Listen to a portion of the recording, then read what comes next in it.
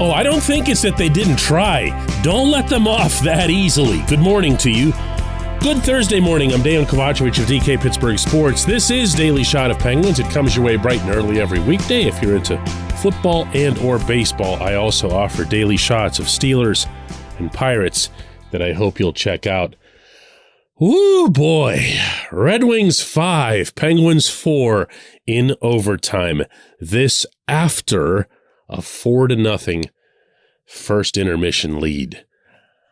If I wasn't there, as a great man once spoke, I wouldn't have believed it. If I wasn't in the locker room afterward, I wouldn't have believed how hard they took this.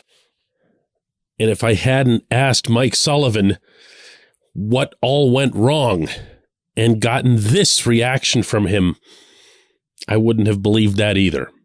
Well, I think you can become hard to play against so many different ways. And for me, the most important thing that needs to happen is teams that are hard to play against don't beat themselves. If you're going to get beat, it's going to be because the team brings a tremendous effort and pays a significant price to beat you. And I think that's, for me, that's rule number one. We can't beat ourselves. And when you look at the last few games, we're beating ourselves in a lot of ways. Give our opponents credit, not to take anything away from them, but, I look at the way the games have played out, and I just think the standard is higher. And none of us are living up to it, myself included. We got to do a better job coaching this group so that we understand what it takes to win. And right now we don't. Yeah, he's mad. Yeah, they all were mad. All of them. This wasn't a case of them not caring or just saying, heck with it, we're just going to take a couple of nights off. That'd be convenient. That'd actually be a welcome thing. In fact, if you'll go back to yesterday's episode of this very program, that was pretty much what would have been universally accepted, even embraced, about that debacle on Long Island. Because you could just say, just one of those. Not this. Not this. I'm not going to sit here and tell you that they played hard or they were skating through the walls in trying to hold a 4-0 lead or a 4-1 lead or 4-2, 4-3, and then it's 4-4, because the Red Wings never stopped coming. And the Penguins never had a counter for it. And that's real. That's realer than the final score. That's realer than however it is anyone felt inside that building or home watching on TV or wherever when that puck went behind Casey DeSmith to end the evening. It's not about a lost point. It's not about the size of the blown lead. It's about the fact, and I mean cold, ugly fact, that one team kept coming and coming and coming, and the Penguins had no answers for it. And this despite quite possibly having answers available to them.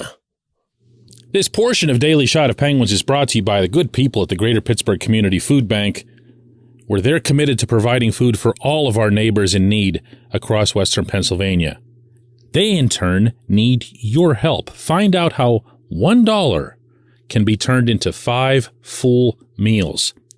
For those in need, visit pittsburghfoodbank.org. Want an answer?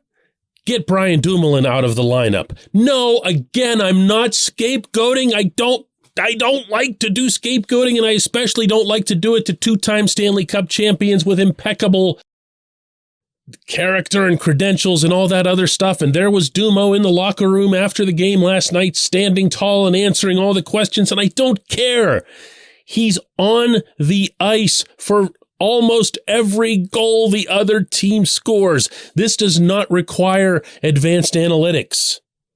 And it's happening again and again and again. And there's no way that Sullivan and his coaching staff aren't noticing this. There's no way that Ron Hextall and Brian Burke aren't noticing this.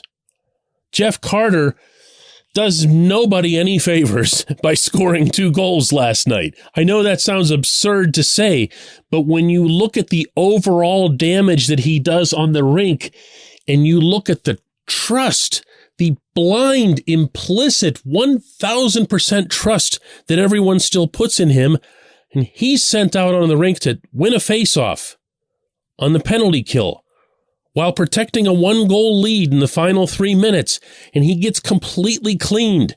And then the puck goes around to the other edge, and Dumoulin is spinning around like a top. And then the puck goes across to David Perron, who shoots into an open net because Carter is spinning like a top. This team has 2 players who need to come out of the lineup and be replaced by players who are a better fit for this team's needs. And what I mean by that specifically is more of the hard to play against, to quote Barry Melrose from years past, type of players. What exactly Sullivan and Hextall had said they'd set out to do over this past summer. Well, to an extent, they succeeded. Ryan Paling's been hard to play against. Josh Archibald's been hard to play against. Neither of them were hard to play against last night, of course, because they're both out with injuries. But this team does not have enough of those, even with everyone in the lineup, because this team keeps pretending that A, Dumo can still play. He can't. And that Carter can center a third line. He can't. He hasn't been able to play center in the National Hockey League for a long time at any reasonable level. I am not, to repeat, not sitting here suggesting that the Penguins blew a 4-goal lead and lost in overtime because of 2 players. Rather, I am pointing toward the same 2 players as having the same problems through all of this team's games, including the ones that are resounding victories. They are shortcomings in this lineup. And this lineup needs to have a balance. It needs to have a sense that, okay, 4-0 lead, now we're going to put our third and fourth lines out there, and they're just going to get some good quality zone time in the opponent's end, and they're going to make sure that we're staying on focus. It doesn't happen. It doesn't happen with the Carter line. It doesn't happen with the Teddy Bluger line, unless Teddy's got all his guys. There's no answer. There's no counter. How about this? You get to the third period. There's still a 2-goal lead. The crowd is trying to get the team going. The crowd is trying to get everyone in the right frame of mind and focus. And the third and fourth lines are just invisible. That's when you need them to come out and battle for some loose pucks and scrape and claw and scratch and do whatever's necessary to maintain possession deep in the other team's end. When was the last time this team had a line like that? Yeah, right? It was Teddy between Brandon Tanev and Zach Aston-Reese. Before that, you probably have to go to HBK. Gotta find it. You've got to find a real live third and fourth lines, and you've got to let Ty Smith play ahead of Dumoulin. You just do. It doesn't matter who's getting offended. When we come back, J1Q.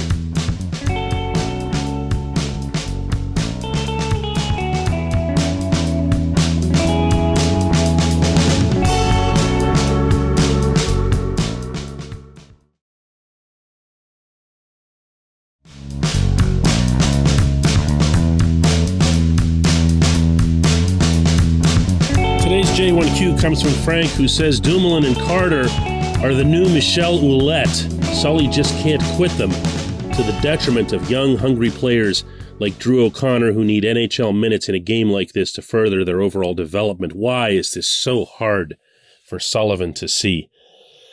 You know, Frank, I appreciate the Ouellette bomb that you dropped into your question just because it shows how long you've been following the team and how closely. I'm not going to make that same parallel. Ouellette was a minor league sniper who could only do one thing, and that was snipe. And he was very much a teacher's pet to the era that you're pointing to about 18 years ago in Pittsburgh hockey, but he wasn't an established player. He wasn't a multiple-time champion the way we're talking about with Dumoulin and Carter. And this is different. This is different. It's a confounding situation in some ways, I'm sure, and I'm being serious now, because on one hand, you have the NHL's number one penalty killing unit, and they're coming off of this big streak of successes until the Dylan Larkin goal last night broke that. I think it was at 24 in a row. And Dumoulin, and to a lesser extent Carter, were part of that. So it could sound like I'm unfairly cherry picking on a single game here. Oh yeah, PK finally gives up some goals and you start rapping on those guys. Except that the problems that I'm describing are things that they're doing, whether it's PK or 5-on-5, that are really, really hurting things. And that's not about to change. I really believe that. Not on either front. I have suggested a couple of things. That Dumoulin gets scratched for a while, works with Todd Reardon, returns to simplifying his game. That Carter gets shifted to the wing where he's belonged for about 3 or 4 years now, including in his final days with the Kings. That's where they had him. And now all of a sudden he's got this big prominent role in the center of the ice. Why? Why? Sullivan's talking about puck management. Look at Carter's puck management. Not just in this game. Look at it overall. They've got problems here.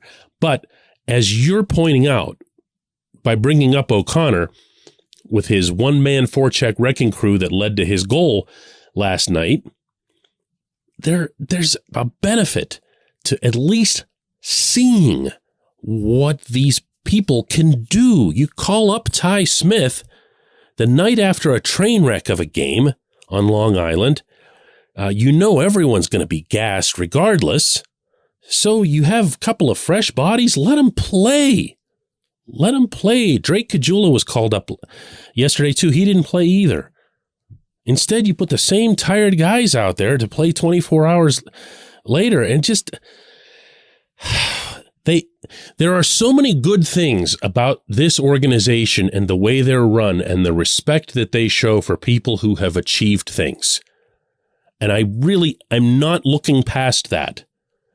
But I don't believe that this team is better off by dedicating the entire 2022-23 season to some 7-month farewell tour for a couple of guys who can't play anymore. I appreciate the question. I appreciate everyone listening to Daily Shot of Penguins. We'll do this again tomorrow.